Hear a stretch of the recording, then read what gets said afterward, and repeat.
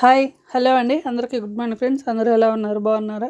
నేను కూడా చాలా బాగున్నాను. ఈరోజు అయితే మనం మళ్ళీ కొత్త రెసిపీతో అయితే మీ ముందుకైతే వచ్చాను. అందులో ఈరోజు స్వీట్తో వచ్చానండి. చాలా అంటే చాలా బాగుండేది. చూసారు కదా, క్రిస్పీగా అయితే ఉండేది. స్వీట్ మాత్రం అదిరిపోయిద్దండి. బౌల్ తీసుకొని గోధుమ పిండి అయితే 2 కప్పుల నిండా గోధుమ పిండి అయితే వేసుకుంటున్నాను నేను.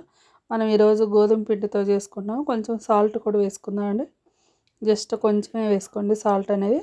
సాల్ట్ వేసిన తర్వాత ఒక పావు కప్పు అయితే వేడి వేడి ఆయిల్ అయితే వేసుకోవాలి. ఒక పావు కప్పు ఆయిల్ వేసిన తర్వాత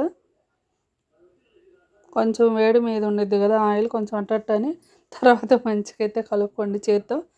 మనం చేత్తో బ్రష్ చేసినట్టు అయితే కలుపుకున్న తర్వాత కొంచెం కొంచెం వాటర్ వేసుకొని, మనకి చపాతీ పిండి కన్నా కాస్త గట్టిగా అయితే ఉండాలి. మరీ అంత మెత్తగా అయితే ఉండకూడదు.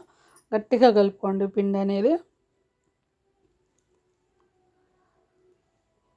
బాగుండిద్దండి స్వీట్ మాత్రం చాలా అంటే చాలా బాగుండిద్ది.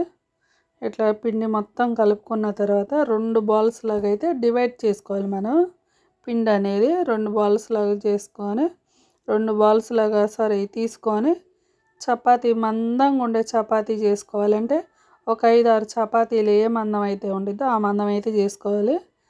చూపిస్తాను, నేను వీడియోలో అయితే చూపిస్తాను.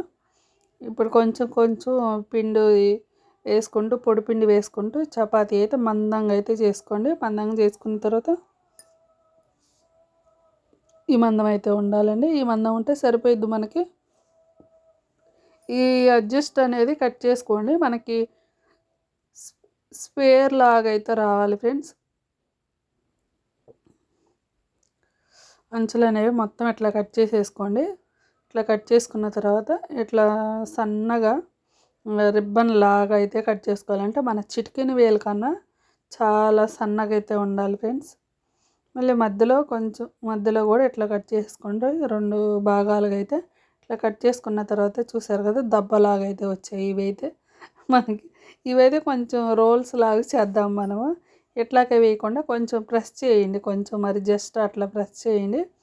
ప్రెస్ చేసుకున్న తర్వాత ఇవి చేసేలోపు ఆయిల్ అయితే స్టవ్ మీద పెట్టేసుకోండి. ఆయిల్ కొంచెం వెచ్చకుంటే సరిపోయిద్ది మనకి. మనం తీసుకున్న పిండి మొత్తం ఇట్లాగే చేసేసుకోండి. చేసుకొని అక్కడ పెట్టుకుంటే ఫ్రై చేయటం ఎక్కువ టైం కూడా పట్టదు ఫ్రెండ్స్. మనకి త్వరగానే అయిపోయిద్ది.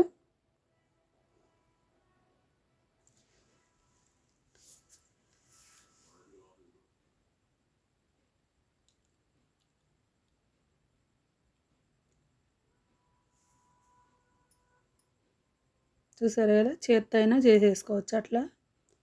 ఇప్పుడైతే ఆయిల్ అయితే స్టవ్ మీద పెట్టాను. ఆయిల్ కొంచెం గోరువెచ్చగా కాగిన తర్వాత మనం చేసుకున్న ఈ గోధుమ పిండి కొమ్ములు అయితే వేసేసుకుంటున్నాను నేను. ఇవి వేసేసుకొని మనం సిమ్లో పెట్టే ఫ్రై చేసుకోండి. హైలో పెడితే లోపలేమో పచ్చిగా ఉండదు, పైన మాత్రం త్వరగా వేగిపోయిద్ది. అందుకని సిమ్లో పెట్టేసి ఇప్పుడు బబుల్స్ లాగా వచ్చాయి కదా, ఆ బబుల్స్ అన్నీ పోయి మనకి మంచి కలర్ అయితే రావాలి ఇవనేవి.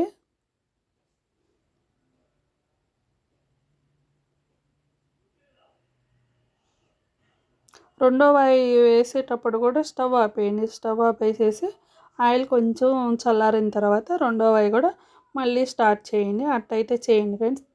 అట్లయితే మంచిగా వస్తాయి మనకి. చూసారు కదా, బబుల్స్ అనేవి స్లోగా తగ్గుతున్నాయి కాబట్టి ఇవి కూడా మనకి ఆల్మోస్ట్ ఫ్రై అయిపోవచ్చాయి. తీసేద్దాము. ఇంకా మంచిగా ఇట్లా ఫ్రై అయిన తర్వాత చూడండి, ఒకటి తీసి తుంచి చూడండి మీకు కొంచెం ఏదైనా డౌట్ ఉంటే. ఇప్పుడైతే ఇవైతే తీసేసుకుందాం ప్లేట్లోకి అయితే.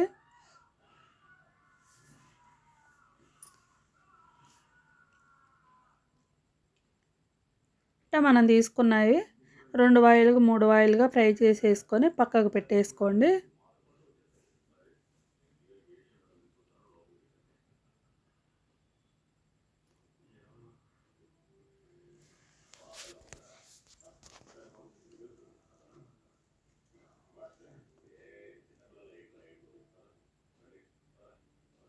ఇప్పుడైతే వేరే బౌల్ అయితే తీసుకొని నేను బెల్లం అయితే తీసుకుంటున్నాను ఫ్రెండ్స్. బెల్లం అయితే వేసుకుందాము.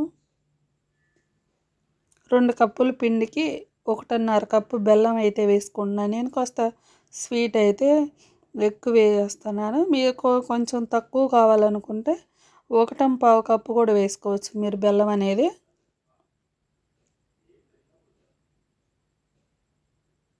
1.5 కప్పు బెల్లం వేసిన తర్వాత ఒక అరకప్పు అయితే వాటర్ అయితే వేసుకుందాము. అదే కప్పుతో ఒక అరకప్పు వాటర్ వేసుకొని ఇలాచీ కూడా ఒక 4-5 ఇలాచీ దంచి అయితే వేసుకుంటున్నాను. ఇట్లా దంచి అయితే వేసుకోండి. దంచి వేసుకున్న తర్వాత మనకి బెల్లం కరిగిన తర్వాత వడకట్టుకోవాలండి. ఏదన్నా మనకి ఈ ఇలాచీ కూడా మనకు అస్సలు అంటే పంటికి అస్సలు తగలని అవసరం లేదు. ఆ ఫ్లేవర్ ఉంటే సరిపోయిద్ది. అందుకని బెల్లం కరిగిన తర్వాత ఈ వాటర్ అనేది మనం వడగట్టేసుకుందాము. వడగట్టేసుకుంటే ఏదన్నా డస్ట్ ఏమన్నా ఉంటే మొత్తం పోయిద్ది. అందులో బెల్లంలో కొంచెం గడ్డి లాంటిది అట్లయితే ఉండిద్ది కదా. ఇప్పుడైతే వడగట్టేసుకొని వేరే గిన్నెలోకి అయితే వడగట్టేసుకుంటున్నాను నేను. వడగట్టేసి మళ్ళీ అదే గిన్నె స్టవ్ మీద అయితే పెట్టేసుకుందాము. మనకి తీగ పాకం వచ్చినప్పటి నుంచి పాకం అనేది చెక్ చేసుకోండి.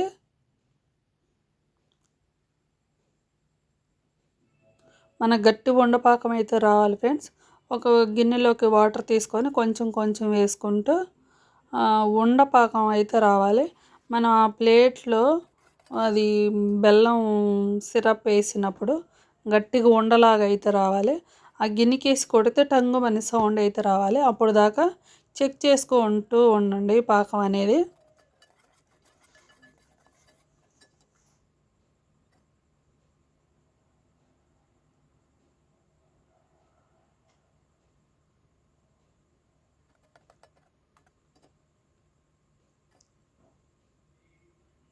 చూసుకుంటూ ఉండండి. తీగలాగా వచ్చింది కదా. తర్వాత అయితే మనకి తీగలాగా వచ్చిన తర్వాత ఎమ్మటే వచ్చేస్తుంది ఫ్రెండ్స్. ఒక 5-6 సార్లు కాదు, 7-8 సార్లు అయినా చూసుకోండి, ఇబ్బంది ఏం లేదు. ఇట్లా గట్టిగా వేస్తే పైనుంచి అంటుకోకుండా అయితే మన చేతికైతే రావాలి ఉండ అనేది. అప్పుడు దాకా చెక్ చేసుకుంటూ ఉండండి. ఇట్లా తీసినప్పుడు సౌండ్ అయితే రావాలి మనకి. మళ్ళీ మన చేతికి కూడా త్వరగా వచ్చేయాలి. ఇప్పుడైతే వేసేసుకుందాము. వేసేసుకొని మొత్తం ఇట్లా తిప్పేసుకోండి. స్టవ్ ఆన్లోనే ఉంచండి. స్టవ్ ఆన్లోనే ఉంచి ఒక 2-3 నిమిషాలు ఇట్లా తిప్పేసేసి 2-3 నిమిషాలు అట్లా తిప్పేసిన తర్వాత స్టవ్ ఆపేసేసి తిప్పుతూనే ఉండండి ఫ్రెండ్స్. తిప్పుతూనే ఉంటే మనకి త్వరగా చల్లారిపోతాయి. మనకి అంటుకోకుండా అయితే వస్తాయి. మన స్వీట్ కూడా మంచిగా రెడీ అయిపోయింది. ఒక అరగంట అయితే ఆరనివ్వాలి. ఇది ఆరిన తర్వాత మనకి మధ్య మధ్యలో తిప్పుతూ అయితే ఉండండి. తిప్పుతూ ఉంటే మనకు అంటుకోకుండా అయితే ఉంటాయి. గిన్నెకి కూడా అంటుకోవు. ఇవి కూడా ఒకదానికొకటి అంటుకోకుండా అయితే వస్తాయి. మధ్య మధ్యలో ఇట్లా తిప్పుతూ ఉంటే కొంచెం చల్లారుతాయి. చల్లారిన తర్వాత ఒకదానికొకటి విడివిడిగా అయితే వస్తాయి. ఇప్పుడైతే చక్కగా ఇట్లా తీసేసుకుంటే విడివిడిగా మన స్వీట్ అయితే రెడీ అయిపోయింది ఫ్రెండ్స్. చాలా అంటే చాలా బాగుండేది. తప్పకుండా అయితే ట్రై చేయండి. మన వీడియో ఎవరైనా కొత్తగా చూస్తుంటే సబ్స్క్రైబ్ చేసుకొని మన వీడియో మాత్రం లైక్ చేయండి ఫ్రెండ్స్. వీడియో అయితే ఎంతటితో ఎండ్ చేస్తున్నానండి. అందరికీ బాయ్ అండి.